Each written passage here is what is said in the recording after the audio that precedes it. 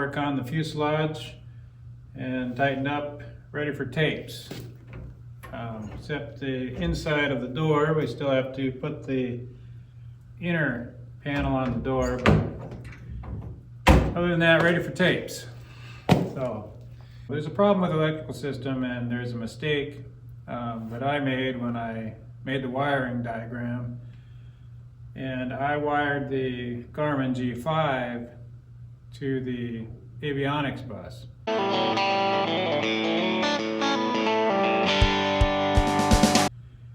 Now the Garmin G5, if it operates as an HSI, which would mean it would be controlled by a navigation radio, so that you can, navigate to VORs and NDBs and that kind of thing. If you're operating it in that mode, then it is required that it be connected to the avionics bus in the installation manual. But that same manual says if you're operating it as an artificial horizon instrument, which I will be, that it is considered an instrument and it's connected to the battery bus, which means as soon as you flip the master switch on, it comes on. Essentially what I did was I introduced an extra failure mode by having both the master switch and the avionics switch on in order to operate it. Now an argument can be made, I think, that it's not an essential instrument for this VFR aircraft, and I have all of the required instruments to fly VFR without the G5. So the fact that it's connected to the avionics bus technically isn't a problem, at least in my small mind. But in any case, I'm going to attempt to fix that. I do have to get back behind the panel and make some changes to how I connected the push-pull breaker for the G5 and see if I can rectify that so at least it's installed correctly to the manual. And then if there's any questions, it's a lot easier to say I installed it in accordance with the manual than it is to try to come up and convince somebody my argument about not. Oh, another electrical mistake I made was that I had the master switch connected incorrectly. It was working.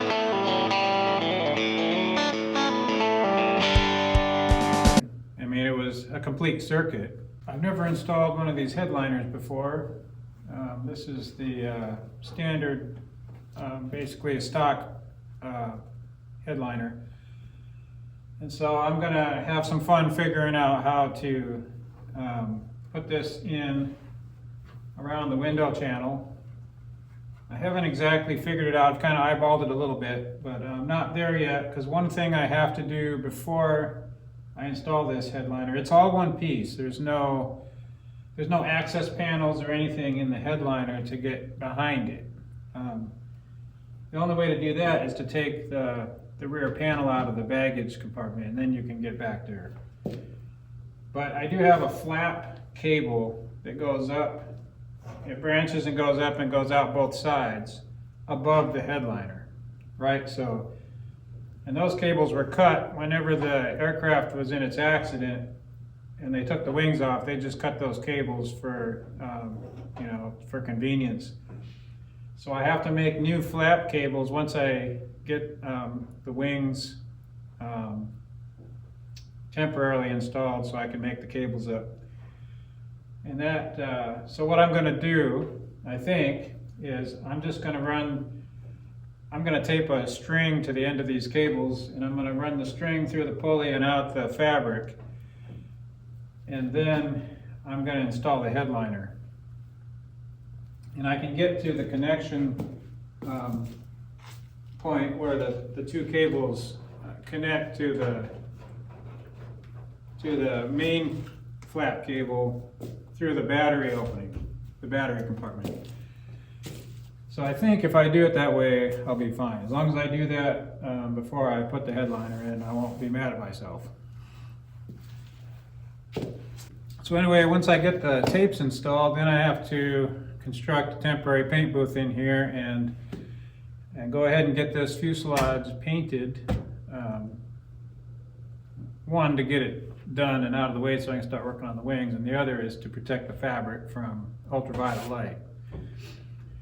My shop does have skylights. I'm not certain, I've never had a piece of fabric laying out. I did have a piece of fabric up in the top of my toolbox, just a scrap that was sitting in there for a long time. It never really turned yellow, just sitting in the shop here. I'm not sure how much ultraviolet light actually comes in through the skylights.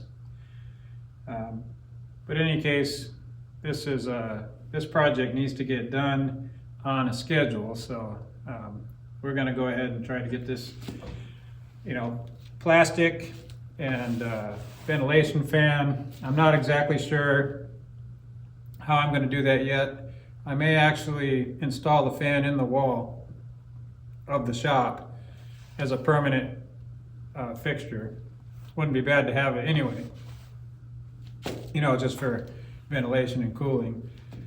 And plastic off, visqueen off all around, get some lights.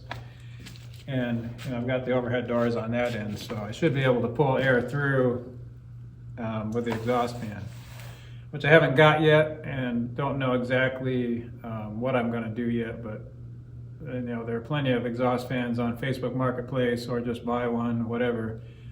And that's probably the way to go, is just to mount it permanently in the wall. I have wanted a man door on this end of the shop for a long time. I kind of toyed with the idea of putting a man door in and using that as my opening to run the fan through, like a temporary fan, but I'm probably not gonna spend the time that it would take to do that properly, so I'm probably just gonna put the fan in the wall. But anyway, that's the update. We've been working hard to get the fabric to this stage, and I'll say that almost every member of my household has gotten involved in shrinking the fabric, and I almost think that you could charge money for that. It's very therapeutic. Once you get everything, getting the fabric all on the frame and glued down around the edges properly, shrinking the fabric is kind of actually very nice mentally. I was watching it shrink and tighten up and looking really nice as you go along. Yeah, I think that might actually be, you can actually charge time for a certain kind of a therapy for that.